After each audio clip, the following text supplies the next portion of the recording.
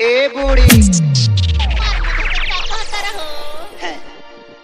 आप सुन रहे हैं सुना ना डीजे संतोष रामपुर खजुरिया बाजार मोतिहारी। लगवावत है जो दादा ने हमारे मन करता कि तन लगा ली रे ऐसे ना बोला। न देख न जवान की जन के देख के मन कंचा ना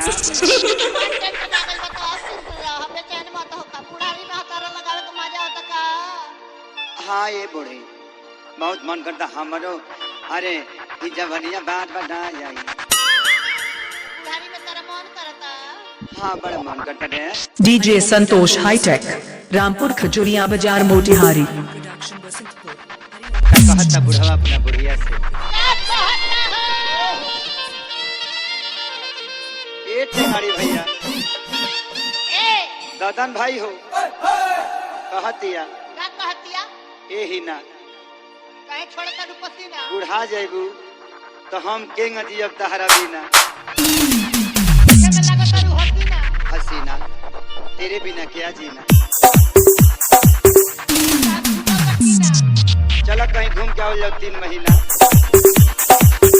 कहतिया तेरे बात मान जाई ए उम्र में ठीक ना लगी लागे फुचुर फुचुर करे तब बुढ़ावा बुढ़िया से क्या कहता ए बबलू बाबा अभे बाबा सत्येंद्र भाई हो कि ये बूढ़ी रंग लगवाइला पापा रे पापा ते बूढ़ी रंग लगा पाइले संतोष राज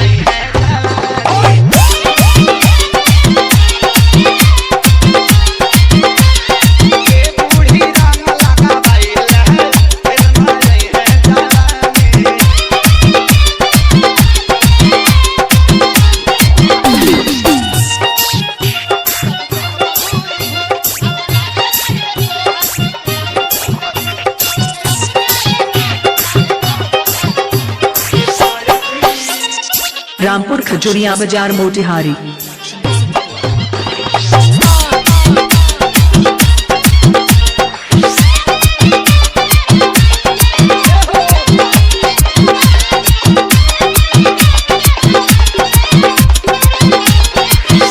बबलू बाबा बुढ़ावा कहता है आप सुन रहे हैं संतोष राज लाज काहे लगी रे सब लगवावत है सत्य ना लगवाई दे ये उम्र में रंग लगा हम पुरानिया भांडी तनी लगवा डीजे संतोष हाईटेक क्या अपन कोटी दिन से नाक बोल के फसावा ना कहतिया के रतिया मान जाइले क्यों नहीं खे मानत बुढ़ावा का कहता कि यार की गालो जैसा गाल नहीं है पाउडर का दिल करता है की गालो जैसा गाल नहीं है पाउडर का दिल करता है तो ए बूढ़ी लोशन लगाइला ए बूढ़ी लोशन लगाइला फिर ना रहे जवानी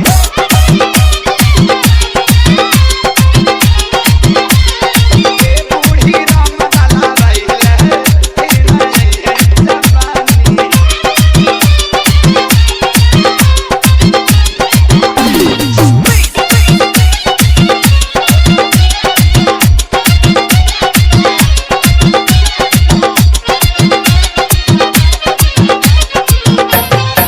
डीजे संतोष रामपुर खजुरिया बाजार मोतिहारी।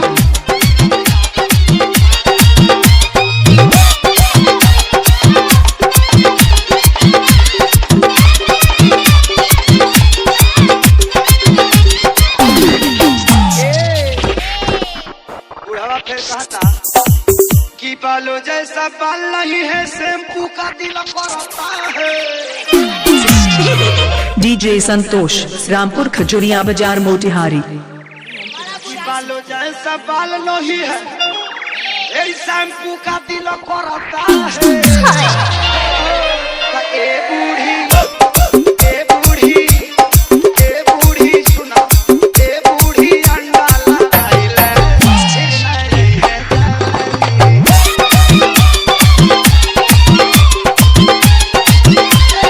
ए बूढ़ी अंडा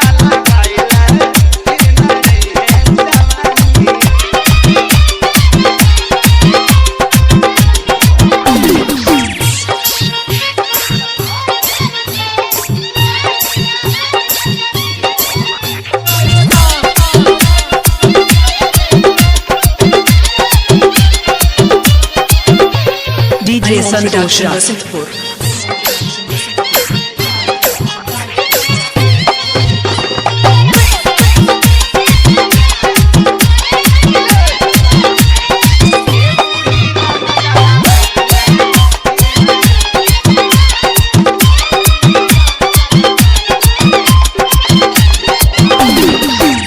आप सुन रहे हैं डीजे संतोष रामपुर खजूरिया बाजार मोतिहारी। बुढ़ियो सुना सबकर मन तो हमरो तो मनवा होइले नहीं। डीजे संतोष राज बुढ़वा बुढ़िया से कहत का बा कि आँखों जैसा आँख नहीं है काजर का दिल करता है कि आँखों जैसा आँख नहीं है भाई काजर का दिल करता है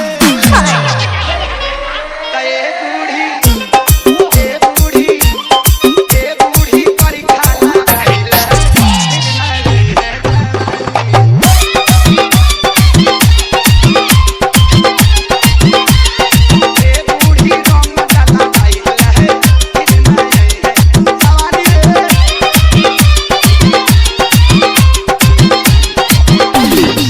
मोबाइल नंबर 6203 77 32 40।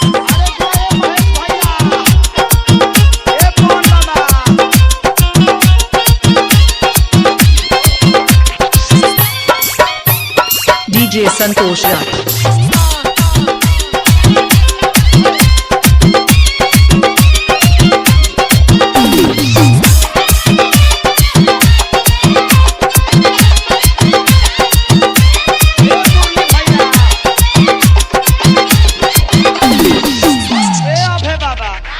लास्ट में बुढ़ावा कहला डीजे संतोष राज कमरो जैसा कमर नहीं है अरे लहंगे का दिल करता है डीजे संतोष रामपुर खजूरिया बाजार मोतिहारी। लहंगों का दिल करता है